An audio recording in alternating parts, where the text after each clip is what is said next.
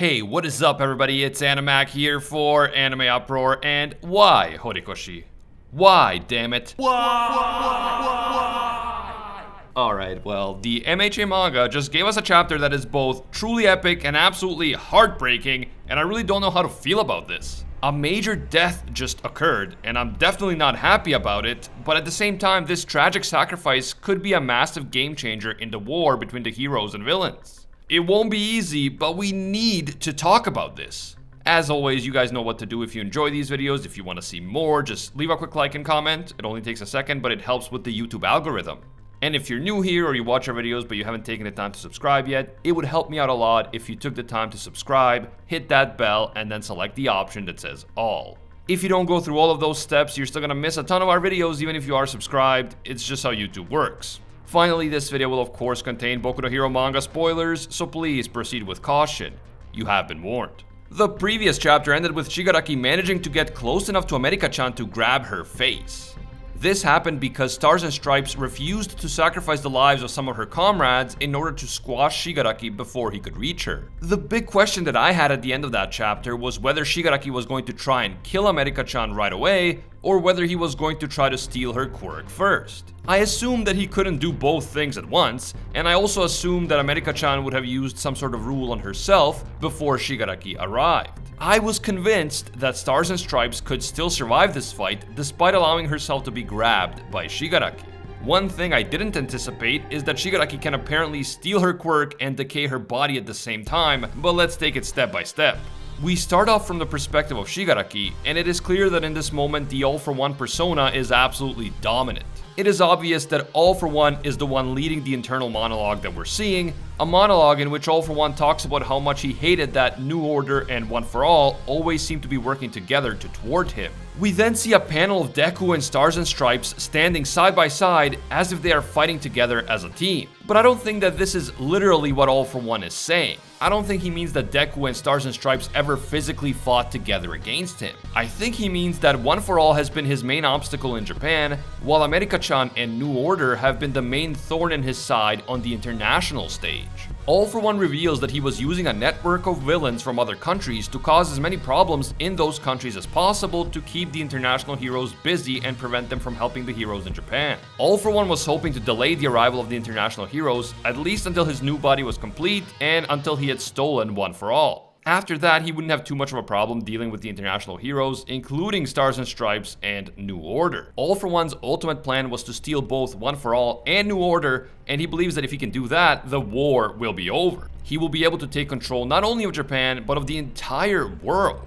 But America-chan didn't take All For One's bait. Instead of waiting for her government's approval, she flew out to Japan immediately before All For One's new body was complete. As a result, he was forced to take a massive gamble, and this is something that I talked about in previous videos. All For One decided to intercept Stars and Stripes and take her on before his body was complete because allowing America-chan to meet up with the Japanese heroes was way too risky. If the Japanese heroes had New Order on their side, then the villains would be in trouble and stealing One For All may end up being impossible. So All For One decided to risk fighting Stars and Stripes before she could reach the shores of Japan. It was dicey for a time, but in this moment, it seems that All For One's gamble had paid off. He looks like he's about to steal New Order while also decaying America-chan's body along the way. Then he will not only have New Order for himself, but one of his biggest obstacles, America's strongest hero, will also have been eliminated at the same time. But as we predicted, America-chan knew about decay ahead of time, and she had placed a rule upon herself. She placed the rule that she, Kathleen Bate, which is presumably her full name, will not decay.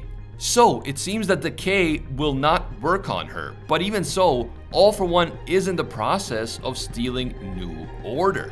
I thought that maybe she would place a rule on herself that makes her body something other than solid, such as a liquid or sand or something along those lines. That would protect her from decay while also preventing All For One from touching her. However, maybe essentially turning herself into a Logia user is beyond the capacities of New Order, otherwise she probably would have done it. Meanwhile, the jets are still there on the battlefield, and one of the pilots is furious that America-chan chose to put herself in danger rather than sacrifice his life for the greater good. Then suddenly, All For One declares that New Order has been stolen. In trying to protect her body from decay, she let her quirk get stolen, and without her quirk, she won't be able to protect her body anyway, so it's a lose-lose scenario for America-chan. But this is a shonen series, and things are not going to be that easy for the villain. He immediately tries to use New Order to place a rule on the atmosphere, just like Stars and Stripes had done earlier. But before he can even finish speaking, All For One realizes that something is wrong. Something is terribly wrong. Shigaraki's body suddenly puffs up and begins to break apart violently, like there's an actual war going on underneath his skin. All For One realizes that Tomura Shigaraki's body is breaking apart because all of the different quirks that are stored inside are now suddenly rupturing. As it turns out, before Shigaraki attacked her, America-chan had placed a rule upon New Order itself. This rule stated that New Order will revolt against other quirks. And so as soon as All For One stole New Order and brought it inside of Shigaraki's body, New Order started savagely attacking the quirk factors of all those other stolen quirks. Stars and Stripes knew that getting her quirk stolen and being killed by All For One would be the worst case scenario. Ideally, she would have liked to have protected her body as well, but because she chose not to sacrifice her comrades, she had to make a difficult decision. She had to sacrifice her physical body in order to allow New Order to be stolen, so that New Order would turn into a booby trap for All For One. Being the absolute badass that she is, America-chan says that her life means nothing compared to stopping a worldwide threat like All For One and Shigaraki. And she then says an emotional thank you to all of her brothers for everything they've done for her. Meanwhile, Shigaraki's body is crumbling under the stress of all of his quirks rebelling against each other and cannibalizing themselves. This must be absolute hell for both Tomura and All For One. Their shared body is being torn to pieces from the inside, and yet because they have super regeneration, the body keeps repairing itself only to be torn apart again. That sounds absolutely terrible when you think about it. All For One knows that the quirk All For One works in a very specific way. The rules of All For One state that other quirks can be either taken or given, but they can never be outright destroyed. So the villain can't just choose to discard the quirks that are currently going crazy inside of him. He has to find a way to give them away to someone, and he plans to make America-chan's pilots his sacrificial lambs. For their part, the pilots are still hitting the villain with sustained laser fire. They can see that Shigaraki has been weakened from the inside by Stars and Stripes, and they know that in order to accomplish this, America-chan has sacrificed her own life. The pilots are now determined not to let her sacrifice go to waste, and they're giving the villain everything they've got. And while the personification of the New Order quirk factor continues to tear Shigaraki and All For One apart from the inside, America-chan's physical body is unfortunately getting Thanos'd. Her final thought is of All Might. She knows that because he saved her that day, she was able to live a wonderful dream. She was able to lead the life of a true hero. This sacrifice is her way of paying All Might back for everything he's done for her. The chapter ends with All For One facing off against what he calls the ghost of All Might. It is the very core of Stars and Stripes' character manifested inside Shigaraki's body through her stolen quirk factor. Our girl America-chan smiles one last time and gives a final salute before her entire body disintegrates. No, damn it, Horikoshi, no. What a tragic end for America's strongest hero, an incredibly interesting badass character with an insane quirk. I wanted to see so much more of her. Her character had so much potential for development, and now she's gone. Man, sometimes I wish that MHA was more like Black Clover when it comes to deaths. At least the deaths of waifus. Anyway, yet another thick waifu bites the dust after midnight, and of course, the female Nomu. Definitely not cool and not very daijobu. But with that said, we know that the core of someone's quirk factor can survive its original owner. One for All is proof of that. And before she died, America-chan was able to turn her quirk factor into a deadly weapon that is programmed to destroy All For One and Shigaraki from the inside. It was a bold and extremely brave strategy and a truly noble sacrifice by a genuine hero. But what happens now?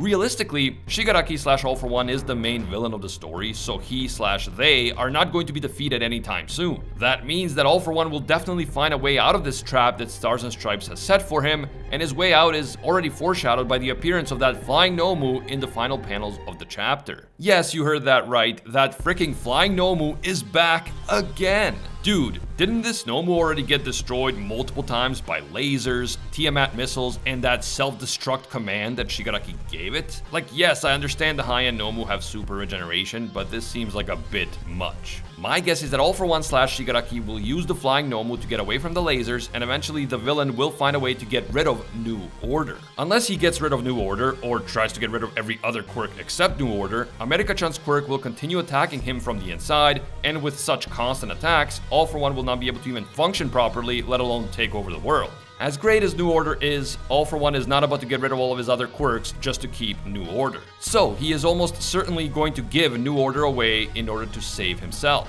The big question is, who will get New Order? Will it be one of the pilots? Will it be one of All for One's henchmen, maybe a henchman who was born quirkless? Will he just give it to the flying Nomu itself after the Nomu flies him to safety? If that happened, then both the Nomu and New Order would probably end up perishing, but at least All for One would live to fight another day. Either way, it seems that Stars and Stripes' sacrifice succeeded in preventing All for One from ever effectively using New Order in the future. And that is a big thing because, as you will recall, All for One thought that with New Order and One for All, he would be able to take over the entire world without problems. But even without New Order, he is still an incredibly powerful villain, so this battle between good and evil is far from over. As I said earlier, this chapter was both epic in many ways and also tragic. I have a ton of respect for America-chan and her sacrifice, but at the same time, it really sucks that she was killed off right after being introduced. And just as we were starting to love her beautiful badassery, I really have mixed feelings about all of this, and the fact that Stars and Stripes didn't get to see All Might again, and the fact that she never got to meet All Might's successor Deku, are kind of gut-wrenching.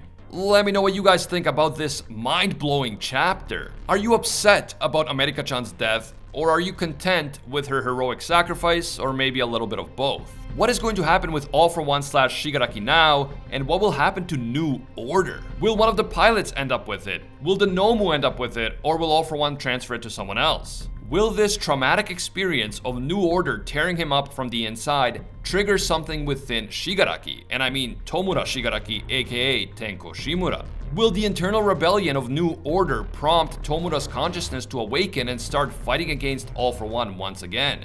Don't forget to leave your thoughts down in the comments below. If you enjoyed this video and you want us to keep it going with the MHA content, just leave a quick like. It only takes a second, but it helps a lot. And if you're new to AnimeUproar, or maybe you watch our videos, but you just haven't taken the time to subscribe yet, make this the video that you subscribe and hit that notification bell to turn on all notifications. You can also hit me up on Twitter and Instagram at AnimeUproar. A big thank you to all of our AnimeUproar patrons who make videos like this one possible. Special thank you to Alpha Sigma. This man is an absolute mad lad and a disciple of Lord Twigo himself. I also can't forget all of our The One tier patrons, the ones who rise above all other clans, including Ingrata, Aljatal, Pate Hefa, Hinokami and Water, The Toasted Chi, Corey McGowan, The Spike, Kaido Might Be a Gyarados, Dylan Isidore, Spidey Life Tanel, Tungsten Tarkus, Baked Buddhist, Monkey D. Quilly, Cody Hebert, and Jeremy Cummings. Finally, thank you also to our Pro Hero tier patrons, including the one and only Gilgamesh, the Red-Haired Raven, Steelers on Hell Cruz, Veriguchi, Alicia Octor, Bonnie Parks, Joanne Garcia, Fatboy Games, Jessica Rabbit, and Jeremy Phillips. If you enjoy our videos and you feel that they provide value to you, consider supporting us on Patreon. Even a single dollar will give you access to our Patreon-exclusive Discord, and your name will appear in our videos along with these amazing people. As always, thank you guys so much for watching, and until next time, see ya, Space Cowboys.